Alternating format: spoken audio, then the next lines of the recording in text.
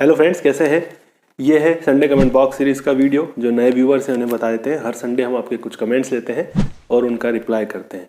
तो यहाँ पर अगर आप कुछ भी पूछना चाहते हैं, कुछ सजेशन है, आपके कुछ क्वेरीज़ हैं, तो सारा कुछ आप नीचे कमेंट सेक्शन में लिख सकते हैं। काफ़ी सारे कन्फ्यूज़न होते हैं, छोटे छोटे क्वेश्चंस होते हैं जो हम समझना चाहते हैं, लेकिन हम अपने डॉक्टर से भी नहीं पूछ पाते हैं और कहीं से क्लियर भी नहीं कर पाते हैं। तो आप यहाँ पर लिख सकते हैं बिना किसी हेजिटेशन के। चलिए शुरू करेंगे। उससे पहले आपको चैनल को सब्सक्राइब करना है अगर अभी तक नहीं किया है तो, और बेल आइकन को क्लिक कर लेंगे नोटिफिकेशन के लिए।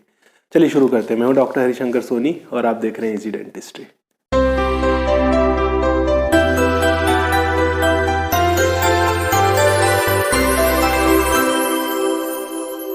आज का पहला कमेंट है संतोष सदाब का। लिखते हैं, सर वाइट टीथ कैप की कलर नहीं जाता है क्या? ओके, जो कैप लगाया जाता है टूथ कलर वाइट कलर का, उसका कलर जाता है कि नहीं? देखिए, उसका कलर नहीं जाता है, वो वैसा ही रहता है, लेकिन हाँ उसमें स्टेनिंग आ सकती है। मतलब ऐसा नहीं है कि समय के साथ उसका कलर चेंज होगा, उसका कलर वैसा ही रहेगा, लेकिन उसमें स्टेनिंग हो सकती है। जैसे हमारे नॉर्मल टूथ में हम कुछ खाते हैं और स्टेन्स आ जाते हैं, गंदे हो जाते हैं, तो समय के साथ वो गंदे हो सकते हैं। तो उनको भी आपको नॉर्मल दांतों की तरह साफ रखना है, और अगर कभी ज़रूरत पड़ती है तो उनकी मशीन से क्लीनिंग कराना है, जैसे हम नॉर्मल टूथ की कराते हैं। तो जैसा पहले कलर था वैसे ही उसका हो जाएगा। Thank you. अगला कमेंट है मोहिनी का, और चैनल मेंबर भी ये है, लोगो है इनके नाम के सामने। तो ये लिखते हैं, hi sir, does sensor need special film? X-ray के बारे में पूछ रहे हैं, जो सेंसर से हम लेते हैं, आरवीजी जिसको हम बोलते हैं। देखिए, जो आरवीजी होता है, आरवीजी सेंसर जो होता है, उसमें आपको किसी फिल्म की ज़रूरत नहीं पड़ती है। जो वो सेंसर है हमारा, वही फिल्म के जैसे काम करता है। उसको आप रखेंगे और डिजिटली वो आपको आपके लैपटॉप में दिख जाता है। जो एक्सरे है उसमें आपको किसी फिल्म की ज़रूरत नहीं पड़ती, एक्सरे मशीन की ज़रूरत पड़ेगी ही शूट करने के लिए। Thank you. अगला कमेंट है लकी सेन का। लिखते हैं, सर अगर किसी के टीथ येलो हो तो उसका कोई परमानेंट इलाज है क्या? ओके, और क्या हम चेंज करा सकते हैं सारे टीथ?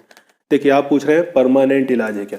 अगर बहुत ज़्यादा आपके टूथ येलो है या उनमें पैचेस हैं, तो परमानेंट इलाज के लिए आपको वीनियरिंग करानी पड़ेगी। कंपोजिट वीनियर आप करा सकते हैं, मतलब एक कवर चढ़ा दिया जाता है आपके दांतों के ऊपर। जहाँ तक स्माइल हम करते हैं, हमारे दांत दिखते हैं या बात करने में दिखते हैं, वहाँ तक चेंज कर दिया जाता है। जो ऊपर वाली लेयर है हमारे टूथ की, वो चेंज कर दी जाएगी, वाइट कर दी जाएगी। अगर बहुत ज़्यादा येलो है, आप करवाना चाहते हैं तो करवा सकते हैं। स्माइल डिज़ाइनिंग जो होती है वो आप करवा सकते हैं। और अगर टेम्परेरी आप करवाना चाहते हैं तो ब्लीचिंग ट्रीटमेंट होता है, इससे भी आपके टूथ वाइट हो जाएंगे, लेकिन परमानेंट ये नहीं हो सकते। 6 महीने, साल भर अगर आप जितना मेंटेन रखेंगे उतना ज़्यादा ही चलता है। तो परमानेंट ट्रीटमेंट वीनियरिंग करा सकते हैं, चेकअप जरूर करा लें। Thank you. अगला कमेंट है जोगेंद्र गुर्जर का। लिखते हैं, सर जी मैंने सफाई करा ली है, उसके बाद भी मेरे मसूड़े नीचे जा रहे हैं, अब मैं क्या करूं? ओके, देखिए, सफाई आपने करा ली है, बहुत अच्छी बात है, ये ज़रूरी रहता है अगर गम रिसेशन हो रहा है, नीचे जा रहे हैं तो। अब आपको हार्ड ब्रशिंग बंद करनी है। सबसे पहले आप चेक करिए कि कहीं आप हार्ड ब्रश तो नहीं करते, जो हमारा ब्रश है वो हार्ड तो नहीं है। और अगर जब आप ब्रशिंग टेक्निक जिसको हम बोलते हैं, अगर आप ब्रश कर रहे हैं तो उसको बहुत ज़्यादा हार्ड तो आप नहीं करते, ये आपको ध्यान रखना है। सॉफ्ट ब्रश ले लीजिए और धीरे आपको ब्रश करना है। इसके ऊपर भी वीडियो है, वो आप देख सकते हैं कैसे आपको ब्रश करना है। उसके बाद गम मसाज शुरू करिए। जो आपके मसूड़े हैं नीचे वाले हैं तो उनको ऊपर की तरफ ऐसे मसाज करना है। कुछ अगर मसाज के लिए क्रीम दिए हैं डॉक्टर तो उससे करिए, नहीं तो जो आपका टूथपेस्ट है उससे भी कर सकते हैं। ऊपर की तरफ करना है, और जो ऊपर वाले हैं उनको नीचे की तरफ करना है। तो थोड़ा बहुत अगर होगा तो इससे ही रिकवर हो जाएगा। ज़्यादा हो रहा है तो आपको फिर दूसरा ट्रीटमेंट लेना पड़ेगा। Thank you. नेक्स्ट कमेंट है मिहरमा खान का। लिखते हैं, फिलिंग करने के बाद कैप लगा सकते हैं क्या? मीन्स आरसी तक कैविटी नहीं गई है, हम पहले ही सेव कर लें। ओके, देखिए, रूट कैनाल तक अगर कैविटी नहीं गई है और आपने बोला है फिलिंग आपने करा ली है, तो टूथ आपका वैसे ही पहले ही सेफ हो गया है, तो इसमें आपको ऊपर से कैपिंग कराने की ज़रूरत नहीं पड़ेगी। इन केस अगर आपको ज़रूरत है कैप की तो बिना आरसीटी के कैप करा सकते हैं, अगर आपको सजेस्ट किया गया है तो। नहीं तो आपने फिलिंग करा ली है, रूट कैनाल तक कैविटी नहीं गई है, तो कैपिंग कराने की आपको ज़रूरत नहीं पड़ेगी। Thank you. आगे चलते हैं।